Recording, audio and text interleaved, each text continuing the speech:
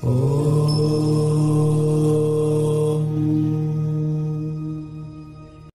शक्ति देखने वाले सभी दर्शकों को पंडित अखिलेश उदय जी का प्रणाम।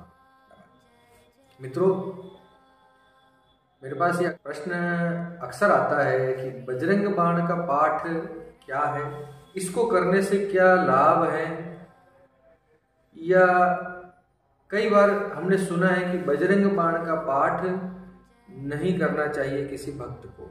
तो इस सब के बारे में जो मेरे पास जितना ज्ञान है मैं उसके आधार पर इस पर प्रकाश डालने का प्रयास करूंगा। बजरंग बाण, देखिए इसे इसके नाम में ही छुपा है।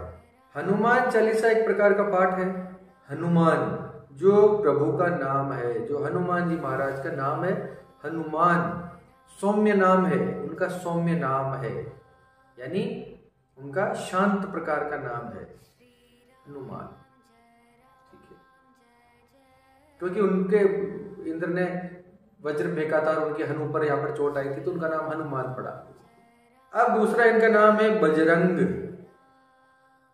बजरंग जो है एक तीव्र नाम है, उग्र नाम है। बजरंग का मतलब होता है वज्र प्लस अंग। वज्र और अंग से मिलकर बना है वज्रंग, वज्रांग जिसको बोलते हैं। तो धीरे धीरे धीरे धीरे अपभ्रंश होते हुए बजरंग हो गया। बजरंग का मतलब ये है वज्र प्लस अंग, यानी जिसका शरीर वज्र के समान हो वो बजरंग। फिर दूसरा नाम है बाण। बाण का मतलब होता है तीर, एक प्रकार का अस्त्र है किसी पर चलाया जाने वाला। तो तीव्र पाठ है, इसमें कोई शक नहीं। बजरंग बाण है। बाण इसको क्यों कहा गया है? क्योंकि ये एक तो अवधी भाषा में है और अवधी भाषा में भी ये हनुमान जी को इसमें कसम दी जाती है, इसमें शपथ दिलाई जाती है भगवान श्री रामचंद्र जी की। अगर आपने हमारा काम नहीं किया तो आपको भगवान श्री रामचंद्र जी की कसम है। उठू उठू चलू तोई राम दुहाई, उठ कर चलो, आपको राम जी की कसम है, उठकर चलो और मेरा काम करो। इतनी तीव्र पाठ है तो भगवान को आज्ञा दी जाती है इसके अंदर। हनुमान चालीसा में संकट मोचन में तो भगवान से विनती की जाती है, लेकिन इसमें भगवान को एक प्रकार से विनती के साथ साथ प्रभु से अधिकार पूर्वक, हक से, अधिकार से भगवान को कहा जा रहा है कि आपको मेरा यह काम करना पड़ेगा। जैसे अपने छोटे बच्चे होते हैं ना, उस प्रकार से। तो बजरंग बाण का पाठ जो है करना चाहिए कि नहीं करना चाहिए, उसमें मेरा मत जो है वो इस प्रकार है। थोड़ा सा आप समझिए, मैं दोनों तरफ हूं, करना भी चाहिए नहीं भी करना चाहिए, मैं दोनों तरफ हूं।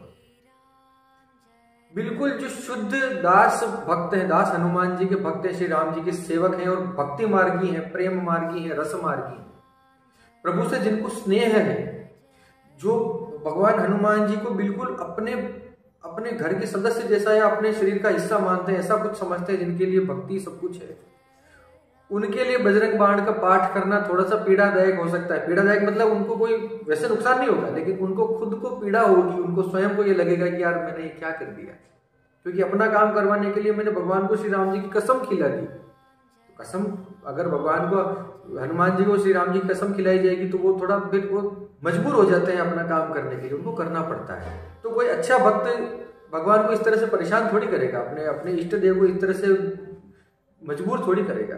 तो इसके पीछे एक लॉजिक ये है।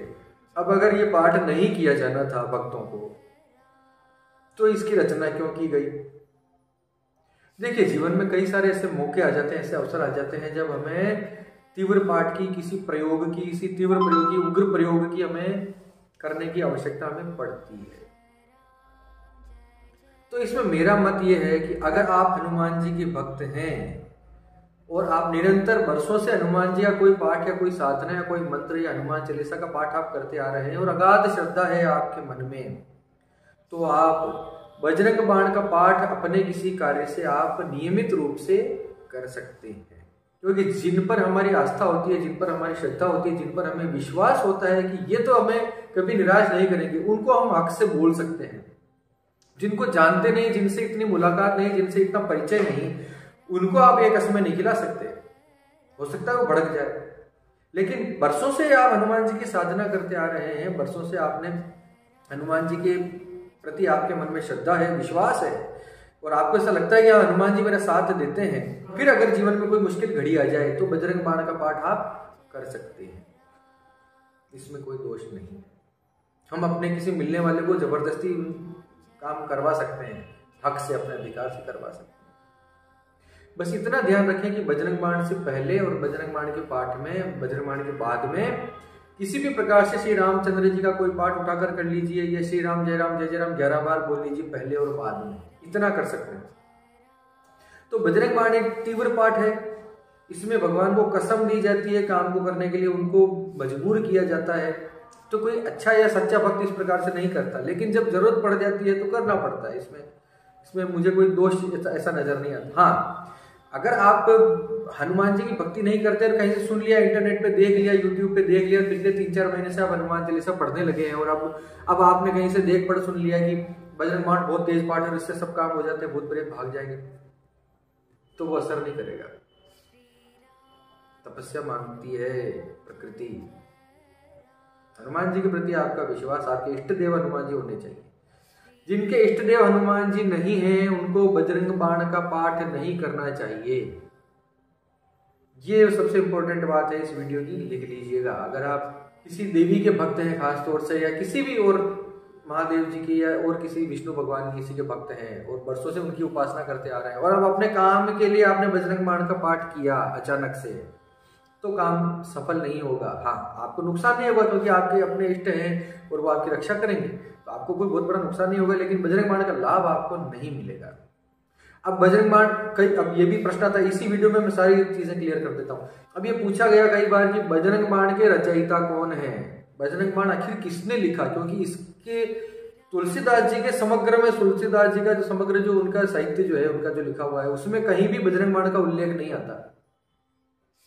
और बजरंग बाण के लेखक का नाम कभी किसी को पता नहीं। एक्चुअल तो यही है, हकीकत लोग कयास लगाते हैं वो एक अलग बात है, लेकिन बजरंग बाण का असली लेखक कौन है, असली रचयिता कौन है, नहीं पता। अनुमान लगा सकते हैं हम, अंदाजा हम लगा सकते हैं। तो अंदाजे के आधार पर ऐसा कहा जा सकता है कि बजरंग बाण का पाठ जो है वो आचार्य तुलसीदास जी ने ही लिखा हुआ है। देखिए, इसके कई पहलू हैं। बजरंग बाण का पाठ जो है वो अवधी भाषा में लिखा हुआ है, तुलसीदास जी का साहित्य अधिकतर अवधी में है, तो पहला कारण तो ये हो गया। दूसरा, भगवान को कसम देने का काम कौन कर सकता है, कोई भगवान का बहुत बड़ा भक्त ही कर सकता है। तो तुलसीदास जी तो अनन्य भक्त थे श्री राम जी के, श्री हनुमान जी के चरणों में उनकी इतनी प्रीति, इतना अनुराग था, तो कोई ऐसी आवश्यकता पड़ी होगी कि उनको बजरंग बाण का पाठ रचना पड़ा। अब चूंकि उनको ये लगा होगा कि नहीं, ये पाठ जो है बहुत तीव्र है और मैंने ऐसा लिख तो दिया है, लेकिन लोग क्या समझेंगे, कैसी परिस्थितियां बनेगी, तो फिर उन्होंने बजरंग बाण को इतना जाहिर ना किया हो, ऐसा कुछ हो सकता है। देखिए, ये अनुमान है, सिर्फ इसके बारे में किसी को कोई नॉलेज है नहीं, लेकिन अनुमान के आधार पर हम समझने की कोशिश कर रहे हैं कि मुझे ऐसा पर्सनल लगता है कि तुलसीदास जी ने ही लिखा होगा। इस प्रकार से इतना शुद्ध तरीके से और इतना चमत्कारी ढंग से असर करने वाला पाठ तुलसीदास जी ही लिख सकते हैं और किसी के बस का नहीं। अब क्यों लिखा गया बजरंग बाण का? असली बजरंग बाण का प्रभाव यही है ना कि भूत प्रेत, अगर तंत्र प्रयोग, कोई तांत्रिक टोना टोटका आपके घर में हो चुका है, उससे बचने के लिए आपको बजरंग बाण बहुत सफल प्रयोग है। क्यों किया गया? जब श्री रामचरितमानस की रचना की श्री तुलसीदास जी ने, जो दूसरे जो पंडित लोग थे, जो दूसरे जो शिव भक्त पंडित थे या दूसरे जो धर्मावलंबी थे, उनको इनसे थोड़ा सा असुरक्षा महसूस हुई, क्योंकि तुलसीदास जी ने वाकई बहुत कमाल का ग्रंथ लिख दिया था श्री रामचरितमानस, इतनी कृपा हो गई थी उनके ऊपर। तो कुछ तांत्रिक लोग जिनको ये सब पसंद नहीं था, जिनको उनकी बढ़ती हुई प्रतिष्ठा उनको अच्छी नहीं लग रही थी, उनके ऊपर कुछ तंत्र प्रयोग किए गए तुलसीदास जी के ऊपर तांत्रिकों द्वारा। तो उससे बचने के लिए उन्होंने बजरंग बाण की रचना की। बजरंग बाण यानी बाण क्या होता है कि प्राचीन समय में बाण का उपयोग सिर्फ एक नहीं होता था, दो होते थे। बाण का उपयोग ये नहीं कि हमने मारा और सामने वाले को जाकर लग गया, ऐसा तो था ही सही, लेकिन सामने वाले के प्रयोगों को रोकना और उसको वापस लेकर जाना, उसी के ऊपर छोड़ देना, ये भी बाण का काम होता था।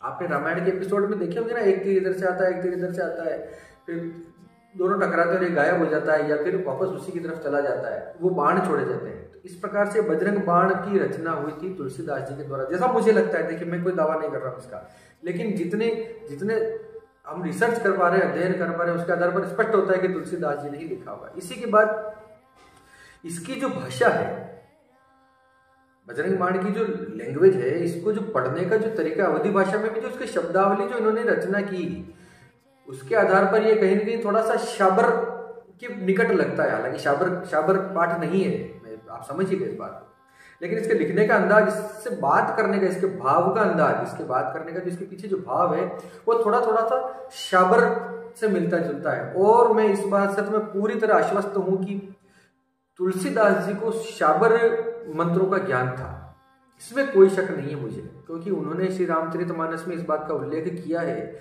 शाबर मंत्रों की उन्होंने प्रभाव उन्होंने बताया है। अनमिल आखर अर्थ न जापू, जो उन्होंने बताया है, अनमिल आखर अर्थ न जापू, साबर मंत्र महेश प्रतापू, इस प्रकार से उन्होंने लिखा है। तो शाबर मंत्रों का ज्ञान तो उनको था, एक वीडियो में शाबर मंत्रों पर भी बना दूंगा। तो ये शाबर मंत्रों में जिस प्रकार से भगवान को मजबूर किया जाता है, उनकी दुहाई दी जाती है, किसी की कसम दी जाती है, किसी को मजबूर किया जाता है काम करने के लिए, तो लगभग बजरंग बाण का भी स्वभाव वैसा ही है। इसीलिए ये शाबर मंत्र भी जितना तीव्र होता है, जितना काम करते हैं, उतना ही काम बजरंग बाण भी करता है। तो ये जब जिस वजह से मैंने ये वीडियो बनाया था कि बजरंग बाण का पाठ करना चाहिए कि नहीं करना चाहिए, अगर आप बहुत बुरी परिस्थिति में हैं और श्री राम जी के या हनुमान जी के भक्त हैं और जीवन में कोई बड़ा संकट आ गया है, कोई तंत्र प्रयोग आपके जीवन में हो चुका है, तो आप बजरंग बाण का पाठ, इसकी आवृत्तियां, इसकी सिद्धि का कोई प्रयोग आप कर सकते हैं। वो भी मैं अब इसके लिए भी मैं, अगर आप कमेंट बॉक्स में अपना डाल दीजिएगा, मैं उसमें उसके प्रयोग भी मैं आपको बता दूंगा, इसमें कोई दोष नहीं है। तो बजरंग बाण का पाठ किया जा सकता है। मन में उतनी श्रद्धा, उतनी भक्ति, उतना अधिकार अपने ईश्वर के प्रति, हनुमान जी के प्रति मन में होना चाहिए। दूसरा, बजरंग बाण का पाठ अनुष्ठान अगर आप कोई लेते हैं किसी काम से, किसी कारण से, किसी कष्ट के समय अगर आप बजरंग बाण का पाठ करते हैं, कोई आवृत्तियां करते हैं, 1 पाठ, 10 पाठ, 11 पाठ, तो उस वक्त कम से कम प्रयास करें कि आप स्त्री संग न करें, व्यभिचार न करें, किसी प्रकार का स्त्री संग न करें, ब्रह्मचर्य का पालन करें। इतना आप कीजिए कम से कम। पाठ का तो एक ही नियम है कि जितनी ज्यादा आवृत्तियां होंगी, जितने ज्यादा पाठ होंगे, उतना ही ज्यादा आपके संकट कटेंगे, उतनी ही ज्यादा जल्दी आपको उतना जल्दी अवसर होगा। ये मेरी तरफ से एक छोटी सी जानकारी थी बजरंग बाण के ऊपर। इसी के साथ मैं पंडित अखिलेश आपसे विदा लेता हूँ। धन्यवाद। सर्वे भवन्तु सुखिनः।